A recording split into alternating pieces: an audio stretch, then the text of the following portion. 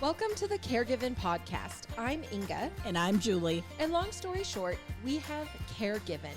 We are two momtrepreneurs who have built an in-home care business from the ground up, guided every step of the way by God's care and fueled by agape love. Almost 14 years later, we felt called to create this podcast as a resource for families with caregiving needs.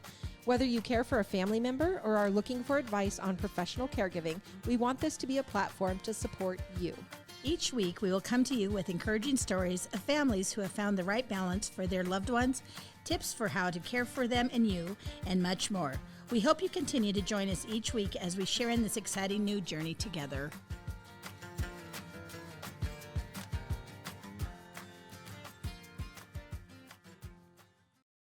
Hello, Sunshines, and hello, Julie. How are you doing today? I am good. Good. How was that? You just took a big old swig of your energy drink, the moonshine. Oh, it got me right here.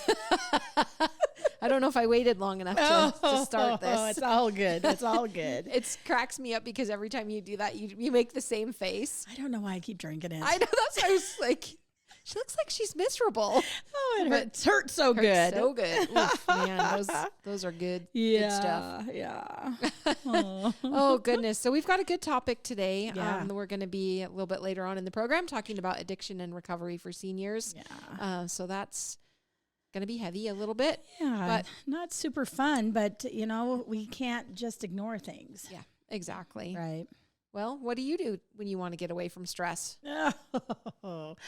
I usually take some downtime every night after everything's been done. I just go into my bedroom and plop up my pillows and I put on cartoons. And I then play just a mind-numbing game on my iPad and just take a few minutes just to Decompress. Unwind. Yeah. Yeah. That's kind of the daily routine. Yeah. I know they say you're not supposed to do a lot of that kind of stuff before bed, but I just have to be able to quit thinking because we've got so much going on all the time. It's like, what am I forgetting to do? So Oh, yeah. That's my daily stressy thing. Well, and I think when they talk about not doing that stuff before bed, it's if it's causing problems with your sleeping. But if it's helping you to wind down and then be able to get to sleep, well, then yeah. Yeah, that's what I'm believing anyway. There you go. When I feel stressed, I pet a dog. I'll go out and pet the guardian dogs or pet Tuna if I'm at the office and she'll let me. I love to go out and pick up our crusty old barn cat. Doesn't even have a name. I don't know where it came from. It just started showing up. It watched us for a long time, months, probably years. Would sit out in the field and just watch. And then it really did domesticate itself. Oh, wow. But that thing, it cracks me up because it's like all the cats in my life. If I'm around it, it's like climbing me. Oh. And then when I pick it up, I just feel like it's hugging me. Like it just puts so much pressure onto my body. Yeah. So that's a good de-stressor. Oh, yeah. Crusty barn cat. Love it. Yes. So if you don't have one of those, you should probably think about getting one. Oh, I have one. Yeah, that one doesn't have a name either, but boy, yeah, I am its human.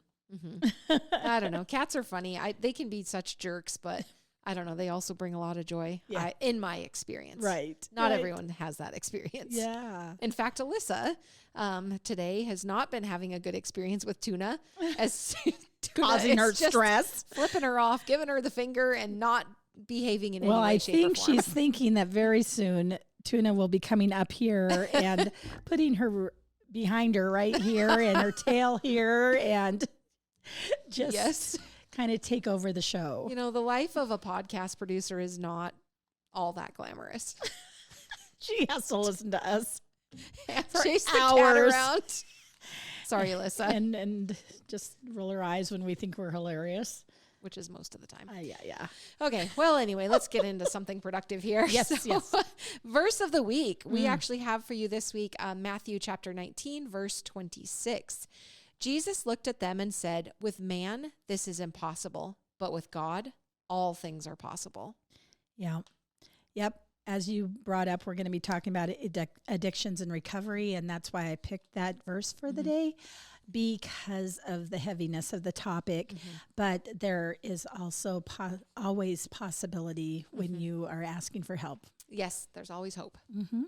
I love it. Yeah. I love it. Well, good one. Thanks. Good going. Yeah. Well, I'm going to just step right in with my uplifting story. It's not actually a story. It's a trick, because I was thinking again about the topic of the day and how sometimes those addictions are a result of not being able to sleep. Right. And so I came across this article, and it's actually a military trick that can help you fall asleep in 2 minutes. So I'm going to read it to you. And if you out there are listening and you're having trouble sleeping, put this into practice and see if it helps you out. Cool. So for those in the military, sleep can mean the difference between life and death, but shut-eye can be very hard to come by, especially during active conflict. According to Sharon Ackman, the U.S. Navy pre-flight school developed a scientific method to help its pilots fall asleep. Through this technique, 96% of the pilots were able to fall asleep in 2 minutes or less. If pilots could fall asleep during war, then you should be able to use it to knock out in the comfort of your own bedroom, right? Wow. So here's how you do it. Step 1, they say relax in your seat. Given the space restraints of a typical plane, the pilots were taught to sleep in a seated position. They put their feet flat on the ground while relaxing their hands in their laps. Breathe slow, deep breaths while relaxing every muscle in your face and letting your forehead, cheeks, mouth, tongue, and jaw go limp. Now, I would like to say that my interpretation of this is that you are not actually sitting up. But you are doing these things in the comfort of your own bed. Right. Right. Okay. Step 2, relax your upper body. Let your shoulders drop as low as you can. Allow the muscles in your neck to go lifeless. Starting with your dominant side, let your bicep feel like it's falling off of your body. Then move to your forearm, your hand, and your fingers. If a muscle isn't relaxing, tense it first, then let it go loose. Slowly exhale your tension. Step 3, relax your lower body. Tell your right thigh muscle to sink, then move down your leg, saying the same thing over your calf, ankle, and foot. Your leg should feel like it has sunk into the ground. Then go to the next side, right? Go to your left leg. And then step 4 is to clear your mind. The final step is to clear your mind for 10 seconds. You can do this by paying attention to your breath as it moves through your nostrils or holding a static image in your mind. Once your body is relaxed and your mind is quiet, you should slip away into that sleep. Are you asleep? Yes. Wake up, Julie. I was doing everything that you were saying, and I'm like, oh man, I gotta get back into the game. I was ready to take a nap. Well, then that brings me to my own personal addiction situation. I do generally take 2 aspirin and half of a caffeine pill in the morning to wake up. So perhaps you need to put that into your routine. No, I don't recommend it. Don't do it. Don't do it. It's too much. But it's what works for you, right? It is what works for me. Oh my gosh. And, Okay. And I have made my doctors aware, so yes, we're still good there at you this go. point. There you go. Nobody is doing an intervention, so I think I'm okay. Anyway, yeah. So if you are having trouble sleeping, go through those steps and see if it doesn't help you. I'm going to have to do that. I do pretty good at night, especially since we're so busy with Calvin and everything. I'm so tired, but then I get up for this 2 a.m. watch and my mind wakes up. And so I'm going to totally try that. Cool. Let me know how it goes. I'll let you know. Cool. Okay. So mine was actually when there was a group of young kids that were to write, they were celebrating the 100th day of school. And Emma wrote, when I am 100 years old, because that was the topic. And that was, it said, when I'm 100 years old, and it gave a bunch of empty lines. And she said, when I turn 100 years old, I'll be tired of everything and everyone. I will tell everyone I'm going to Canada, but actually go to the Bahamas. I'll live in a tiny hut with my tiny dog. I will order fish tacos when I'm hungry and live my best life with no crap. Oh, Emma, wise beyond your years. Yes, I love Emma. Yes, she has it all figured out. I just giggled when I saw that. Oh my gosh, that's so fun. Well, listeners, if you have a verse that you'd like to share with us or an uplifting story or anything that we can put out there into the universe, we would love to hear from you. Yes. So get those emailed into the caregivenpodcast@gmail.com. Yes, please share away. Share away. Right. Okay, so the topic today is actually hard because we want everybody as they age to go through that process without a bunch of problems. But we are humans. Right. And so with humans, we each have our own thing. And what is that? Right. And for some people, it's an abusive problem, and it carries on through your life. And we have dealt with clients like that. Yes, absolutely. One of the examples is one family, mother really liked her Valium, I believe it was. And so we were hired to go there a couple times a day to give her medicine because otherwise she would just take them. Right. Yeah. And then another gentleman, it was a real problem. He was quite addicted to his whiskey. And but the kids continued to buy for him, and it was dangerous for him. And so I don't have any problems with somebody that opts to drink or any of that, and I'm not judging anybody. But when this gentleman lived at home alone, there was cognitive issues, and they continued to buy for him, and we would find him on the floor more often than not. We would find him in all kinds of disarray or dressed at all, and he wouldn't know. Yeah. Oh, and I think with that family, and in many, not just singling that situation out, but people are in a bit of denial, and kids just they just want to do what their parents want them to do, and so sometimes we end up being the heavies to a degree, having to say, man, this is we need to make some changes here because it's becoming dangerous for this person. Yeah. If you're going to let him drink, then you better be there to watch him. Yeah. Yes, exactly. And that I always remember thinking, or the caregivers thinking, who's buying the booze? Where is this coming from? Because we're not doing it. It took us a while to figure it out. And it hasn't, and that's not the only, I mean, we've had many situations where somehow someone is getting that contraband, right? Getting delivery. Yeah. I guess. DoorDash me. Something like that. Oh my goodness. Anyway. But really, honestly, the elderly do turn to drugs and alcohol for many reasons. That includes physical and emotional pain. And a lot of it is just a kind of a self, what is that when you are self-medicating yourself? Yep. So what's going on here, and we're all aware of this, but the baby boomers, right? And they're saying that at age 65, we're projected to double by 2060. And I'll tell you what, this is 2022 at this point, but 2060 sounds so far away. But I thought that when I was a kid, I thought 30 was old. It's just like this all comes so fast, fast. I was like, it was staggering to me when I read through these statistics that 5 million older adults have an alcohol or drug problem. Yeah. Combination of alcohol and medication misuse is estimated to affect up to 19% of older Americans. Of the elderly hospital admissions, 6 to 11% result from alcohol or drug problems. And widowers over 75 years old have the highest rate of alcoholism in the United States. Nearly 50% of nursing home residents have a problem with alcohol. This one. Older adults are hospitalized for alcohol-related problems as often as they are for heart attacks. And approximately 25% of older adults use prescription medications that have misuse or abuse potential.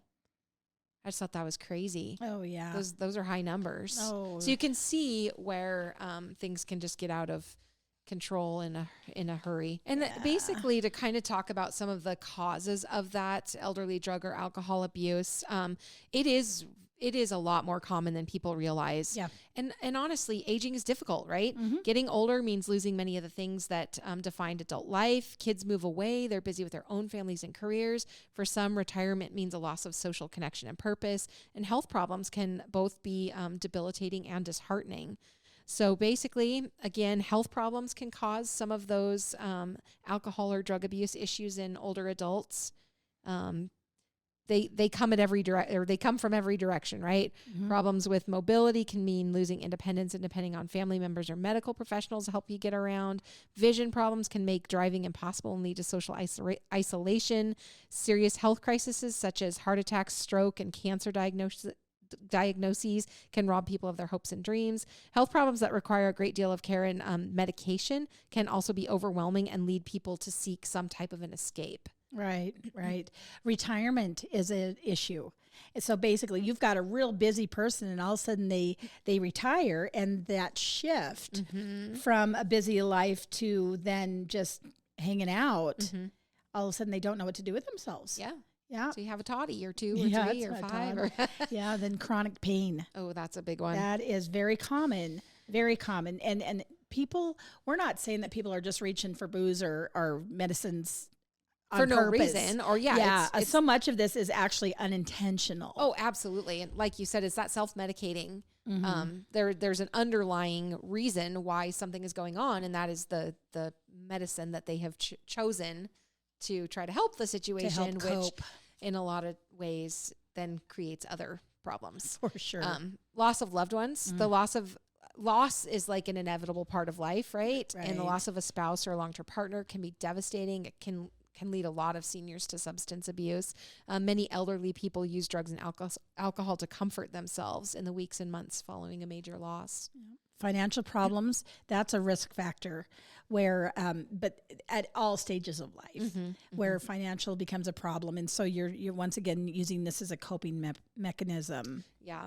And loneliness. I mean, basically, there are a lot of seniors who are just isolated for whatever the reason. Maybe the kids have moved away.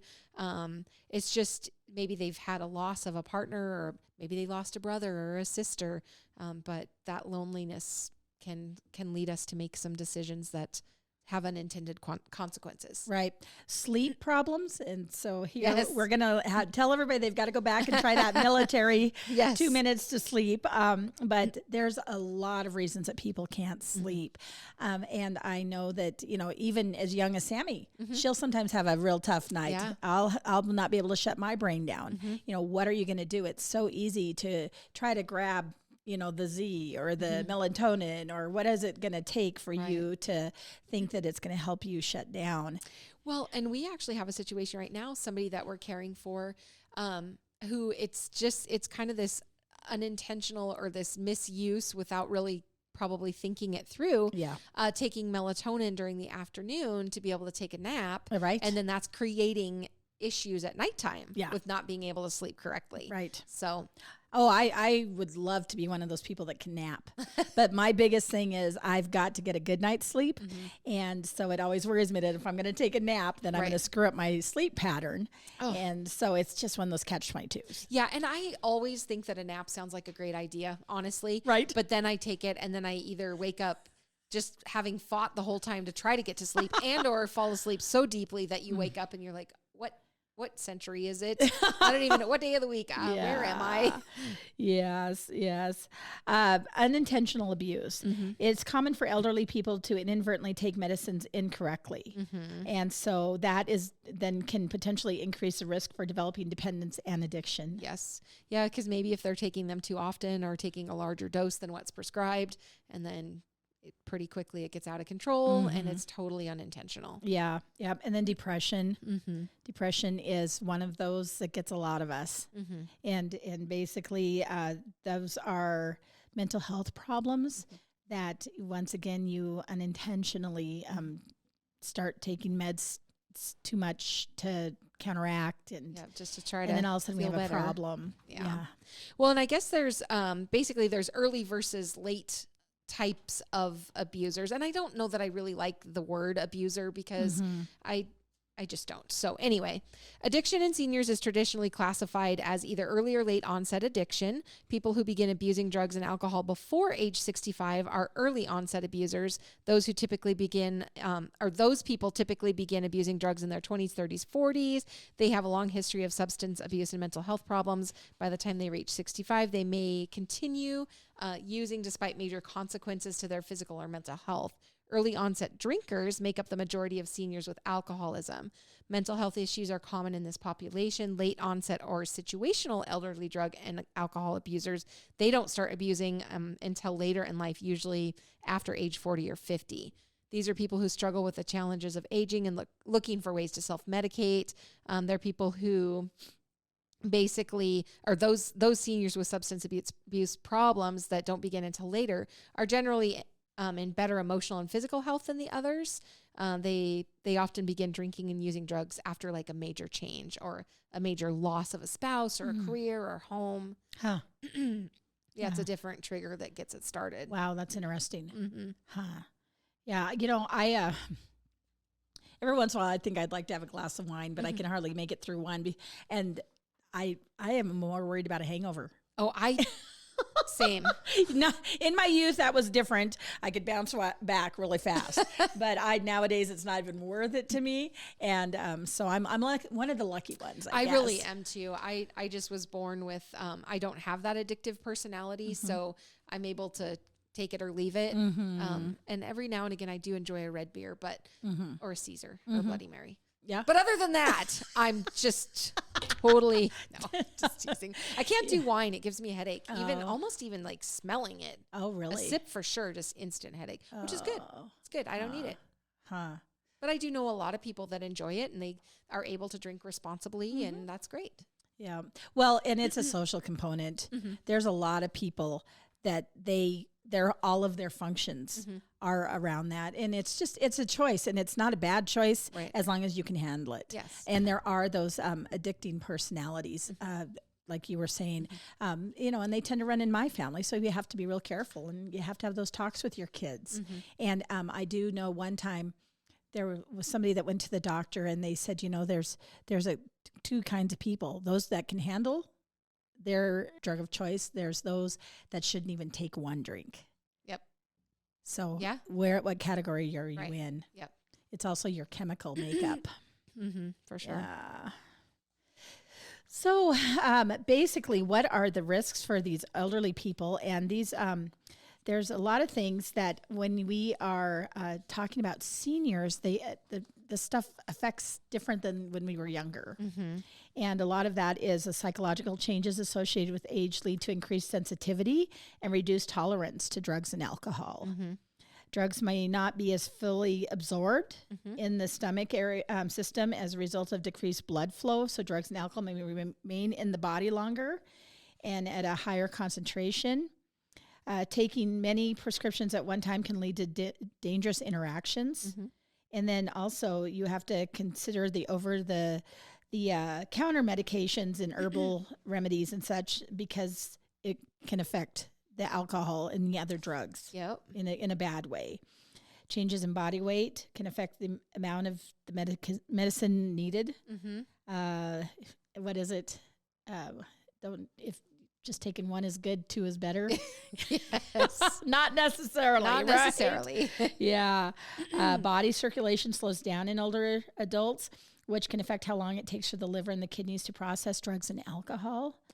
And so then there's the very specialized, like the Valium and the Librium have half-lives. So you have to consider the prolonged effects of it.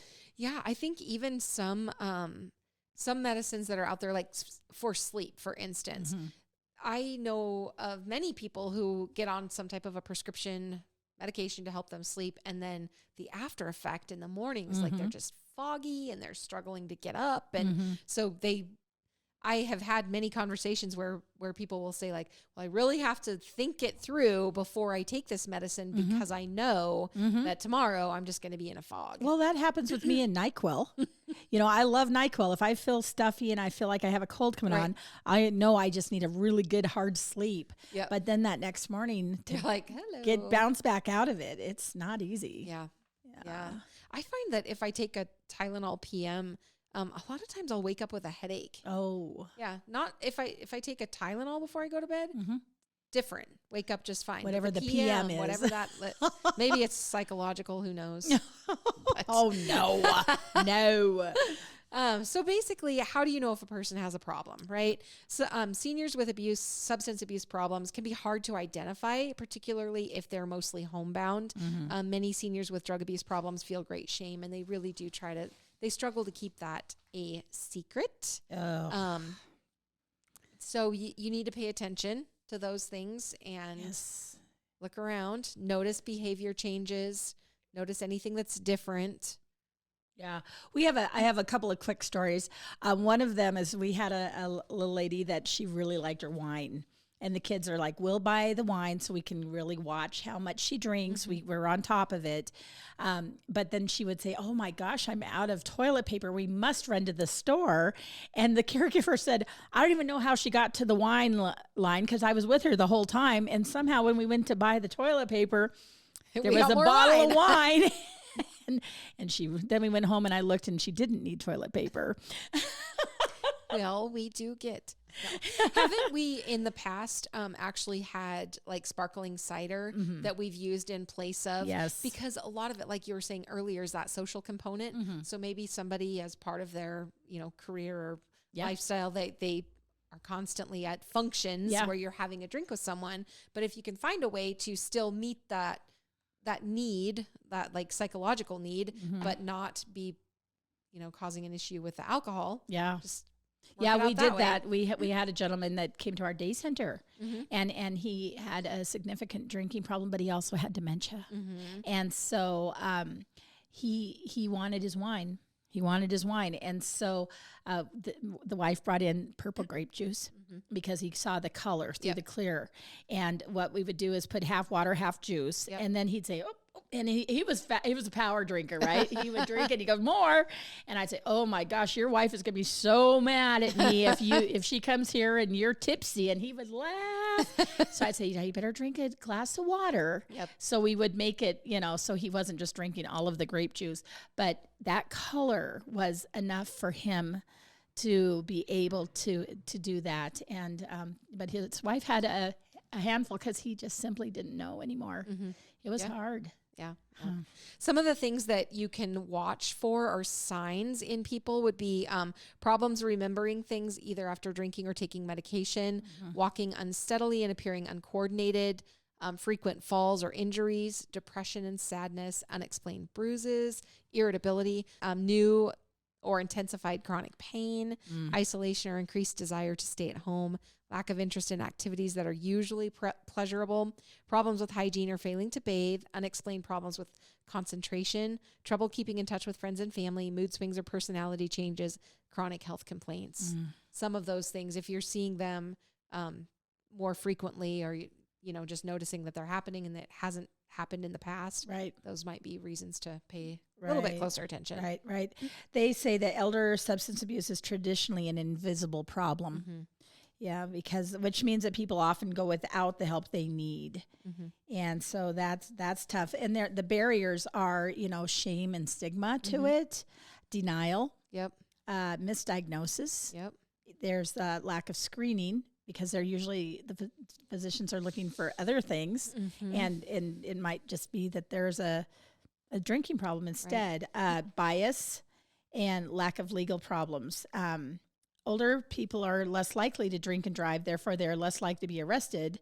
And so that's really interesting to think about that. Well, yeah, so that they're not drinking and driving, but they're still drinking and it's causing all these other problems, but not that one. Right. And so when a younger person gets busted for a DUI, they immediately start looking at, do they have a problem? Right. But they're not going to do that to the seniors. Right. Yeah, that's true. Yeah. So basically, we wanted to talk to you guys a little bit about the types of rehab programs that might be available if you have a family member, loved one, neighbor, whoever that you're noticing needs some help because of this.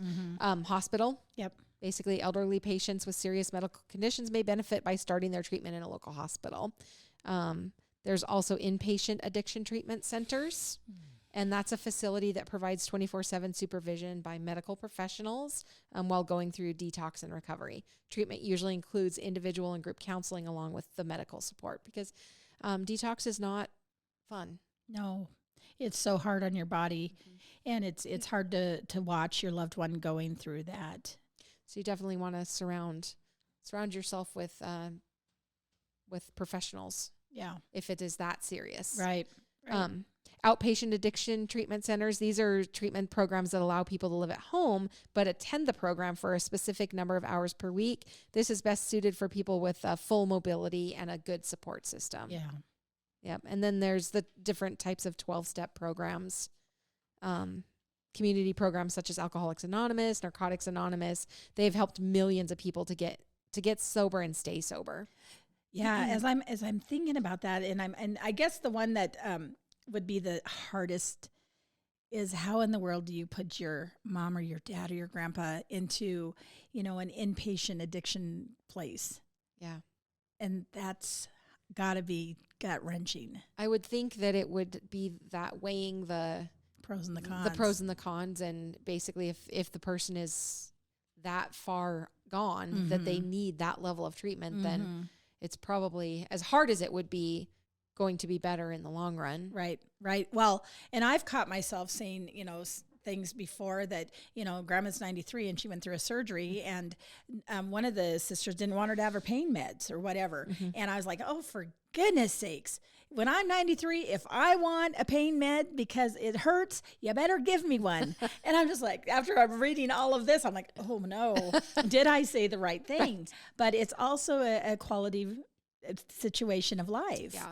And so there's so many ways to look at this. Right. Well, and I think there's a balance, right? I mean, obviously, if you've got like an addictive type personality, or you are an abuser of alcohol and drugs, then it has to be looked at far more critically. Yes. But if grandma needs a pain med because she just had a surgery, it's a big leap to just go from, well, one is going to turn her into somebody that needs to go to inpatient rehab. Yeah, at 93, it's a lot different situation. Yeah. But boy, this is almost a heartbreaking conversation to have. It is really hard.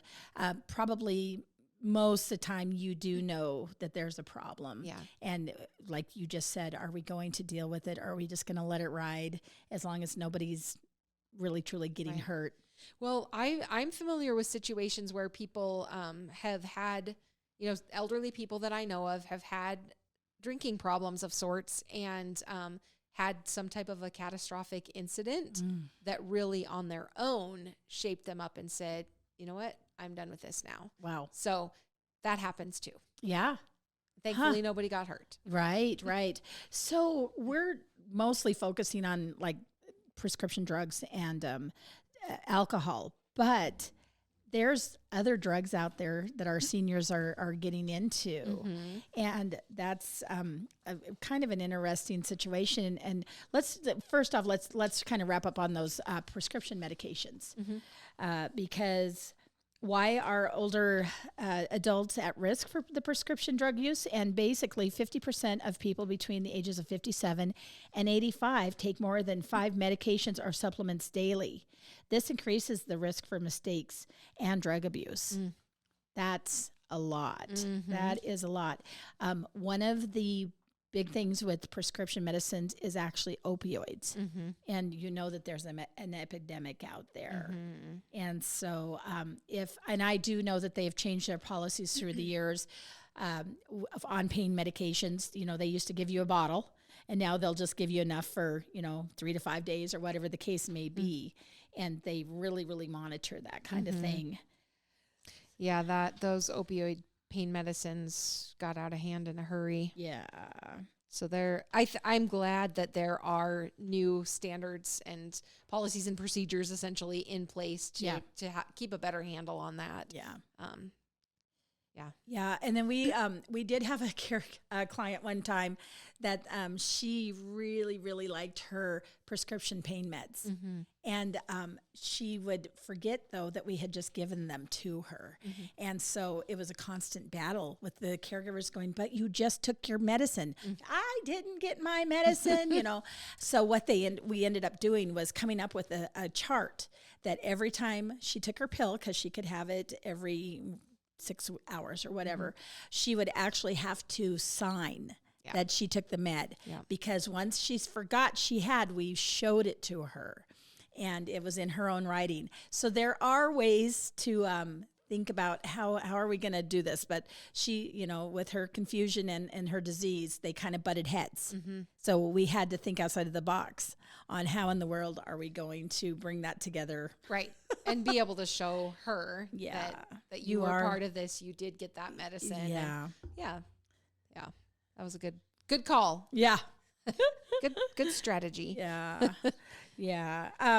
Marijuana is kind of, it's relatively new to me. I've never been around it enough, but they are talking about, a high percentage of adults that do use it. And it says one U.S. study suggests that close to a quarter of marijuana users 65 or older report that a doctor recommended it to them. So there's a lot. That's another discussion on the benefits of it and the detriments of it. Absolutely. Yeah. Well, and as with everything, I think there are a lot, like medical marijuana is becoming a much bigger thing, and the way that someone can take that medicine, versus I just, when I think of marijuana, I just think of like smoking a joint or something. Cheech and Chong. Yeah, something like that. Yes. But now they've made different forms of it so that edible or whatever's, yeah. I don't know enough to speak on it. Right. But it's just that it's in this article and it needs to be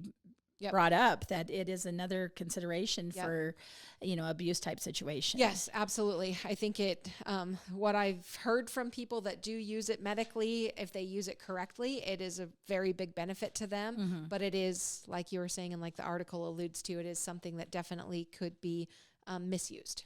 Another thing to have to watch. Yep. Nicotine.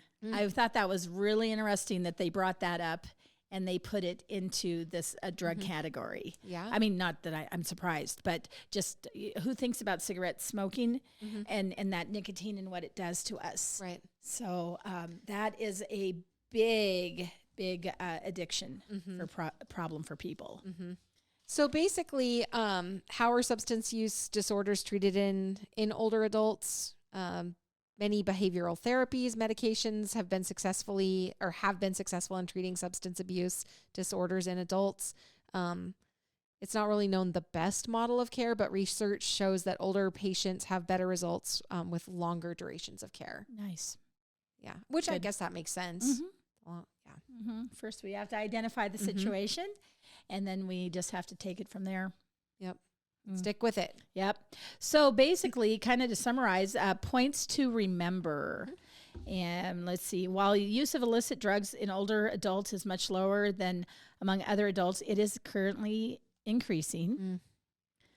Older adults are often more susceptible to the effects of drugs because as the body ages, it often cannot absorb and break down drugs and alcohol as easily as it once did. Older adults are more likely to unintentionally misuse medications by forgetting to take their medicine, taking it too often, or taking the wrong amount. Some older adults may take substances to cope with big life changes such as retirement, grief and loss, declining health, or a change in a living situation.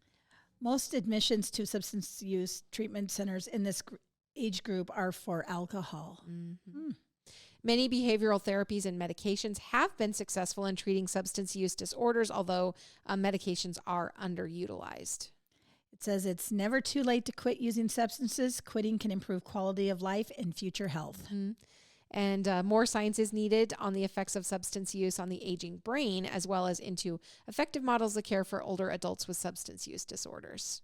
Providers may confuse symptoms of substance abuse with other symptoms of aging, which could include chronic health conditions or reactions to stressful, life-changing events. Yeah, that's really, really true. Wow. If you don't know what's going on and you're seeing these different behaviors, I'm sure you could confuse them for other things that are going on. Yeah. Once again, our physicians, the average is 15 to 20 minutes they spend with each person. Right. Hopefully that much. Yeah. And they're not going to be offering up that, it might have been that how many beers I had last night, or, I've been smoking for 50 years, Yeah. And another thing with that smoking, I just thought about it was about the gentleman that we've had multiple times where people were on oxygen, but they were smokers. Big problem. That is a big problem. That is More a than definite one people that we know kind of blew themselves up. And, if you inhale that, boy, you got problems. Yeah. Oh, we could just continue on and on. Yeah. Ugh.